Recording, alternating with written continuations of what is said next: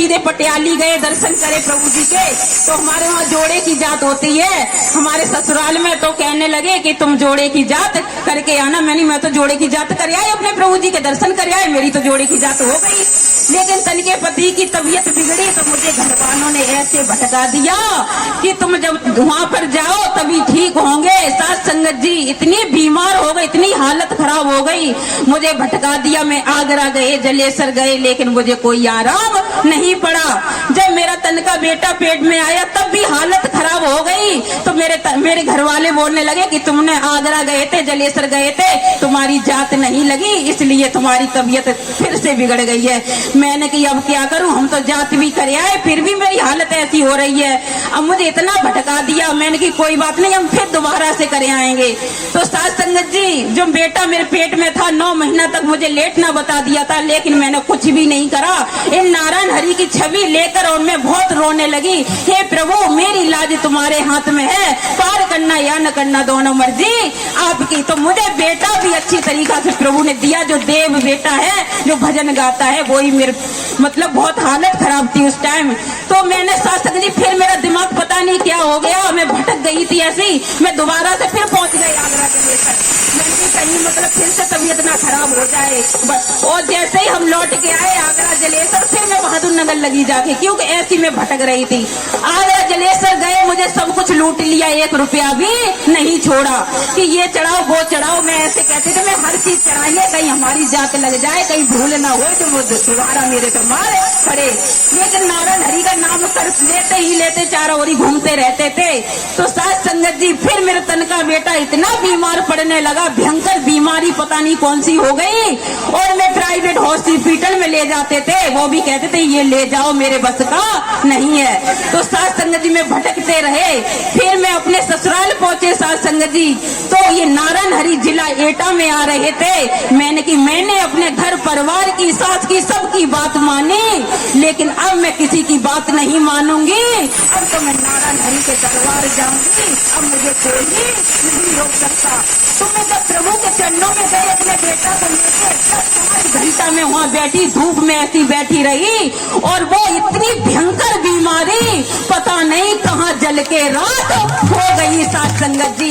उस दिन से आज तक कम से कम 12 साल का बेटा हो गया, कान तक भी नहीं पिराना। सास संगत जी, इतनी बड़ी रहमत नारायण हरि की हुई। उसी दिन से मान लिया कि हे प्रभु परमात्मा, चाहे संसार छूट जाए, घर वाले छूट जाएं, लेकिन अब आपको मैं छोड़ने वाले नहीं है, क्योंकि आप ब्रह्म हो, परम सत्ता हो, परम ऊर्जा हो, परम अग्नि हो।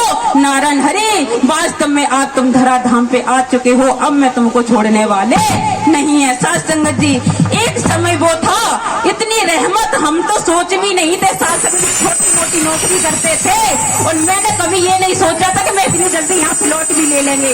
और इन पार ब्रह्म परमेश्वर ने ऐसी रहमत करी, और मैंने ये खरीद लिया। पता नहीं प्रभु ने कहाँ से व्यवस्था कर दी सास संगत जी। और उस टाइम हमारा थोड़ा हाथ भी टाइट चल रहा था, तो हम एक किराए की झोपड़ी पे रहते थे सास संगत जी। तो वहाँ पे मकान मालिक हमारे बोले कि मतलब थोड़ा किराया चढ़ गया, कि आपके परमात्मा कहाँ गए हैं, किराया क्यों नहीं देते हैं। तो एकदम ऐसी हमसे बहस करी, कह रहे मैं किसी को नहीं मानते हैं, परमात्मा के बारे में गलत बोलने लगे। मैंने की सुनो, हमारे अंदर ही परमात्मा है। जब आपके अंदर परमात्मा है तो क्यों किसी की बहन बेटियों को गंदी नजर से देखते हो, क्यों मांस मंदिरा का सेवन करते हो, क्यों चोरी चपोरी करते हो। क्या तुम्हारे परमात्मा ने यही सिखाया है? जितना मैंने उससे कहा तो वो भागते चले गए, क्योंकि ये परमात्मा है, ये नारायण हरि है। तो ये नारायण हरि पता नहीं कहां से क्या कर देते हैं सास संगत जी। और उसी कमरे के अंदर ये पार ब्रह्म परमेश्वर, क्योंकि मैं कभी सत्य का साथ नहीं छोड़ते थे। जहां प्रति मंगलवार होता था मैं वहीं जाते थे नारायण हरि के दर्शन करने के लिए। तो प्रभु ने कहा, अगर आपकी भक्ति सच्ची है, अगर वचन मान के तुमने कर्म किया है, तो जैसे मीरा ने पुकारा था तो प्रभु प्रभु को आने में देर नहीं लगी थी। द्रौपदी ने पुकारा तो उन्हें आने में देर नहीं लगी थी। तो साथ संगत जी वो समय ऐसी घड़ी थी कि मैं इतनी परेशान हो गई थी। साथ संगत जी मैं दोनों तन के पति और मैं दोनों प्रभु को याद कर रहे थे। मैंने कहा कि हे प्रभु, मैं तो आपका प्रति मंगलवार भी करने जाते हैं, अब मैं क्या करूं, मेरा हाथ भी इतना टाइट चल रहा है, अब इधर प्लॉट भी लिया है, कैसे प्रभु आपके दर्शन करेंगे। और मैं बहुत परेशान हो रही थी। तो साथ संगत जी मेरा नियम था कि सुबह उठना, सबसे पहले नहाना धोना, प्रभु की वंदना प्रार्थना करना, उसके बाद हम खाना पीना जो भी था बनाते थे। तो साथ संगत जी कहते नहीं है कि सच्चे दिल से हरि को पुकारो तो हरि आने में देर नहीं लगते। क्यों कि हरि परमात्मा ये शरीर नहीं है, परम सत्ता है जो आज विराजमान है धरती पे।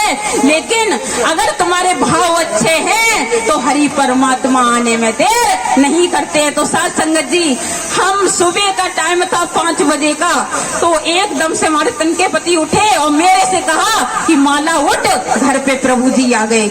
मैं एकदम से उठी फड़फड़ा के, मैंने घर पे प्रभु जी आ गए।